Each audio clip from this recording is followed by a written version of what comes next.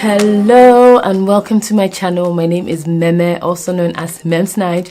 I make natural hair, lifestyle videos and parent-teacher tip videos. If you are new, welcome to my channel. Click the subscribe button to join the family. Again, this is a story time video. It might be a long one, so get ready. I've shared on this channel before that I didn't grow up in a religious home.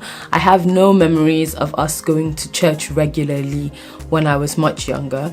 But when I turned 7 years old and then we moved back to Nigeria from London, when I moved back, I just remember us going to church a lot more than, I'd ever noticed. We never really talked about God at home. We never really talked about religion or anything. We were just a loving family.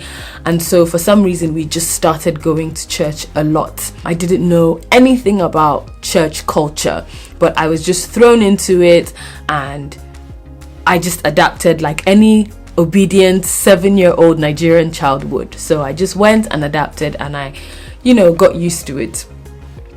Fast forward, finished primary school and early secondary school, I just know that church just became a part of life. We used to go, not every Sunday, but more Sundays in the month than not. And I just remember it just became like a social event. Like I would go to hang out with my friends, to meet up with my friends and to wear fancy clothes, and we would just go and we would just chat and have fun. I never remember listening to any preaching and being inspired by the teachings or anything. I just know that it just became a social gathering for me and it was just part of our lives as young teens. Now fast forward to the year 2000, when I had just finished my secondary school. I moved to Lagos to resit my senior secondary school exam, and I was living with my auntie in Lagos, and for some reason I was going through a really bad depression.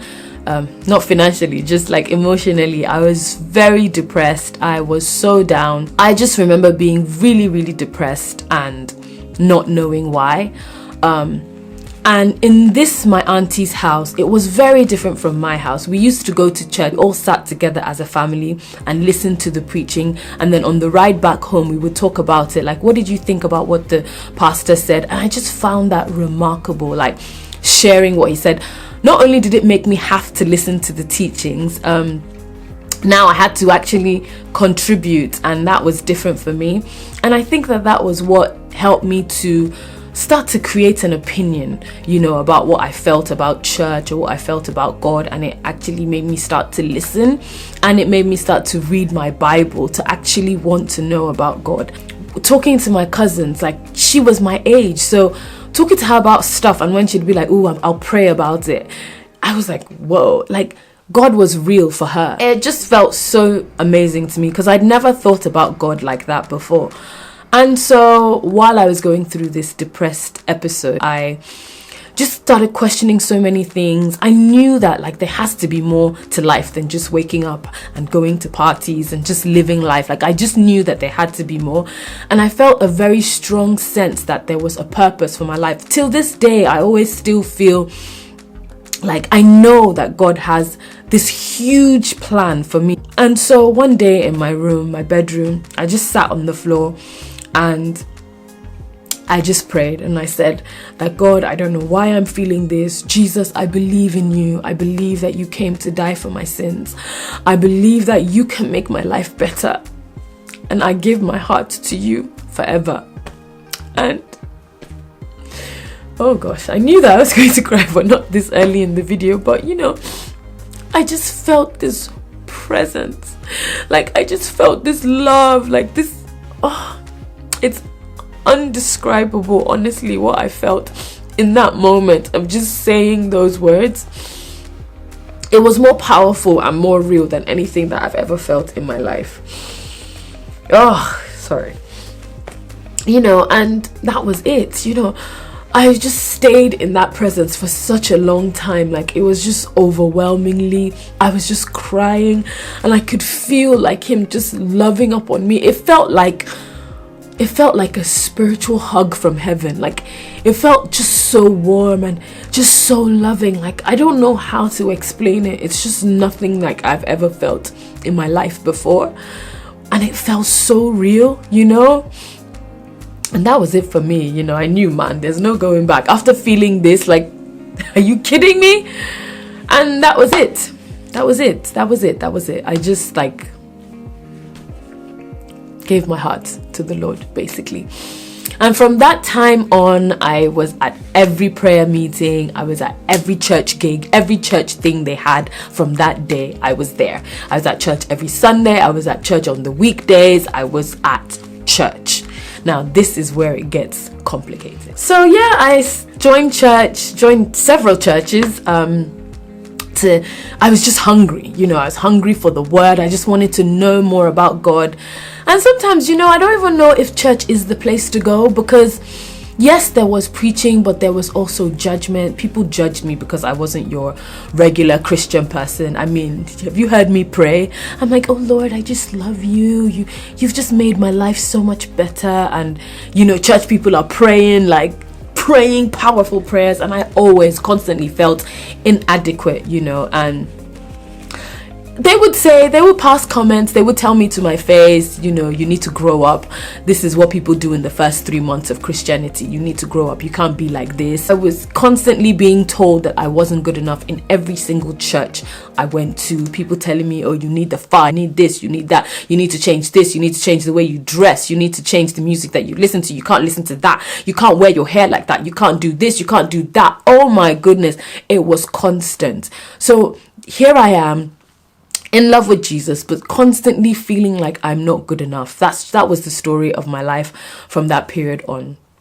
And then I went to uni, and it just got worse and worse. You had to do this, do that. Like, it was just noise. But you know, the thing that made me leave church but not leave God was because, I mean, I didn't give my heart to the Lord in church. It was in my bedroom, and my relationship with him has always been one-on-one. It's been a personal relationship. So in the midst of all the judgment and the noise and the not feeling good enough, for me, it was always at the end of the day, when I'm one-on-one, when I'm alone with my thoughts and alone in prayer, like, I know what I get personally, you know. And the people, church people, are not easy, man. They're not easy at all. I can tell you that, you know, especially for somebody like me, you know, being in Nigeria with that culture is just, honestly, it was hard. It was hard. Anyway, so in uni, I met this pastor who I really admired, and for some reason, he didn't judge me like everybody else. He actually saw potential in me and wanted me to become a church leader. And I'm like, somebody would see me as a potential church leader. Are you kidding me?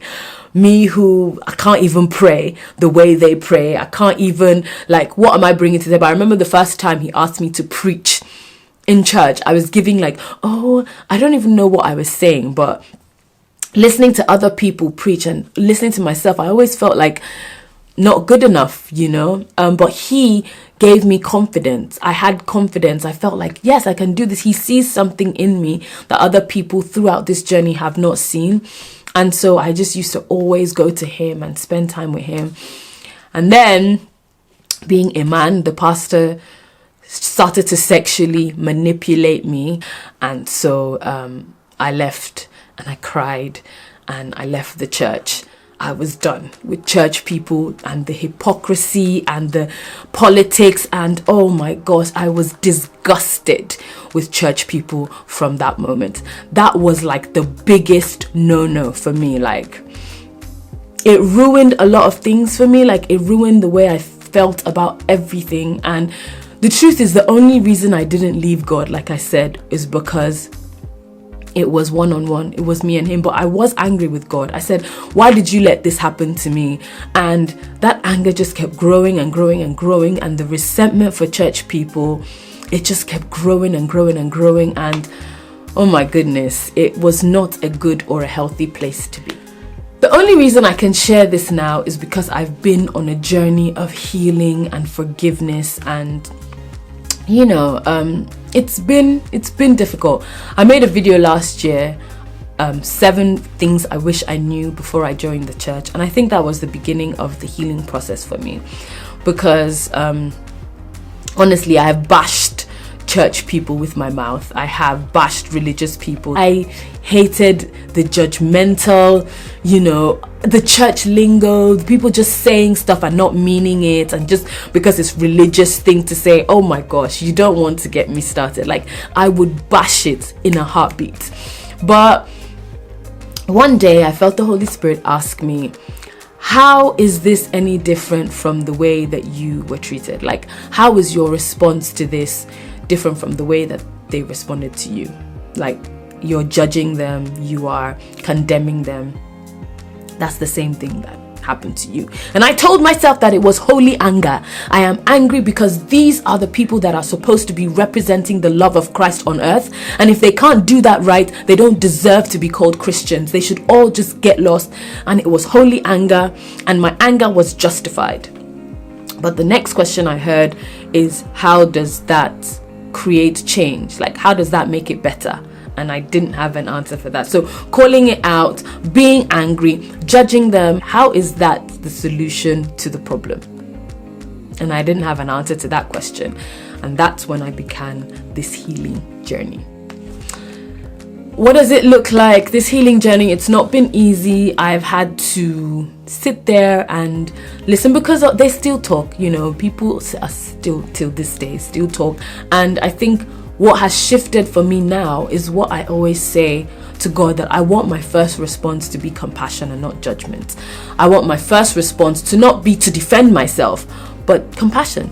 Because the truth is, I am where I am now because of the knowledge and the growth that I have on this journey, and people need to get there for themselves.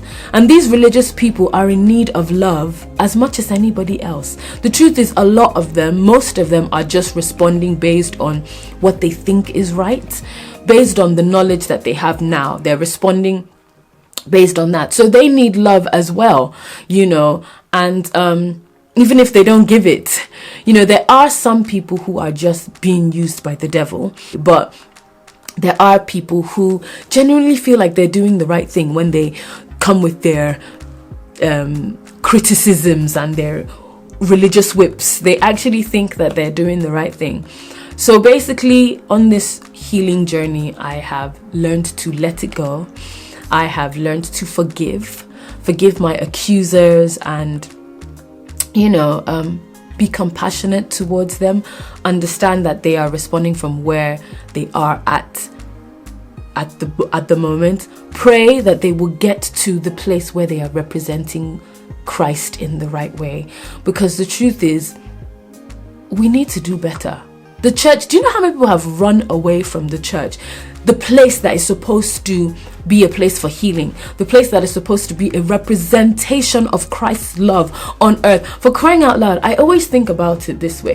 When Jesus was on earth, honestly, people wanted to be around him. They didn't go to him and feel condemned or feel ashamed.